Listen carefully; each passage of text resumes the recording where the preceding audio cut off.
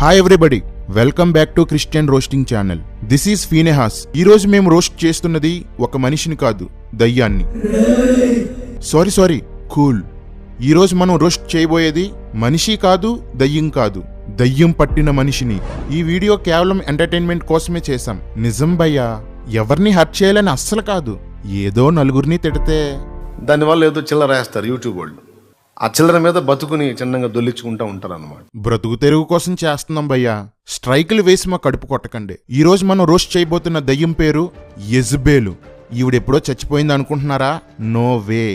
ఏలియా ప్రవక్తగా ఉన్న కాలంలో ఒక స్త్రీలో పనిచేసిన ఈ యెజబెల్ దయ్యం ఆవిడ చనిపోయాక చాలా సంవత్సరాలు దేవుని ప్రజల జోలికి రాలేదు. కానీ సంఘం స్థాపించబడిన తర్వాత నెమ్మదిగా కొంతమంది విశ్వాసుల్లోకి వచ్చింది.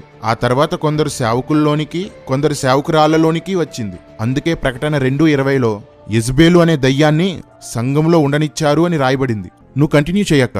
తగుమాత్రపు వస్త్రముల చేతనే గాని ముత్యములతో అయినను మిగిలిన వెలగల వస్త్రములతోనైనను. చూసారా, ఇక్కడ మిక్కిలి వెలగల వస్త్రాలు అని చదివితే కట్ చేసి వస్త్రాలు అంటుంది. వస్త్రాలు ఎంత కాస్ట్లీ అనేది ముఖ్యం కాదు, కానీ ఎంత నీట్ గా మనం కవర్డ్ గా ఉంటున్నాము అనేది ముఖ్యం. చూసారా, ఎంత కాస్ట్ అయినా పర్లేదు అంటుంది. కొంతమంది చూడండి, ఒక వస్త్రమే 50,000 రూపాయల వస్త్రం అంటే డబ్బులు ఉన్నాయి కదా. చూడండి, ఒక చీర 50,000 అయితే అది కాస్ట్లీ అంట. నిజమేలే, మీ ఆయన మెసేజ్కి వెళ్తే 30,000, నెలకి కానుకలేమో 20 లక్షల పైనే. మీ దృష్టికి 10,000, 20,000 చీరలంటే ఆర్డినరీయేలే అంటే డబ్బులు ఉన్నాయి కదా. వీళ్ళకి వాక్యం ఇష్టం లేదు. ఎందుకంటే మేడం గారు కట్టిన చీర కట్టరు. ఏ చీర కట్టినా 5,000 నుండి 15,000 మధ్యలో ఉండాలి. జాకెట్ 3,000 నుండి 5,000 ఉండాలి. అంటే డబ్బులు ఉన్నాయి కదా. పైకి మాత్రం తగ్గింపగలవారులా ఎన్ని యాక్టింగ్లు.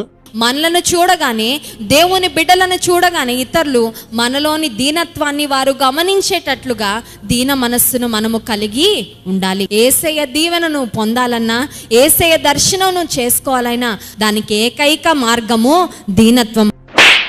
అబ్బో, వంటికి అలంకరణ ఉండదు కానీ వస్త్రాలకు మాత్రం కావాలి. వెసిలి అన్న డిమాండ్ చేశారు కాబట్టి బంగారం తీసావు, కానీ మనసులో కోరిక తీయలేదు. ఇలా కానిచ్చేస్తున్నావు. నీకంటే నాకు ఏది గొప్ప కాదయ్యా. నీకంటే నాకు డబ్బులు గొప్ప కాదు, నీకంటే నాకు బట్టలు గొప్ప కాదు. క్రైస్తవ స్త్రీలు అలంకరించుకోకూడదు. 1 తిమోతి 2:9, 1 పేతురు 3:3లో ఈ విషయం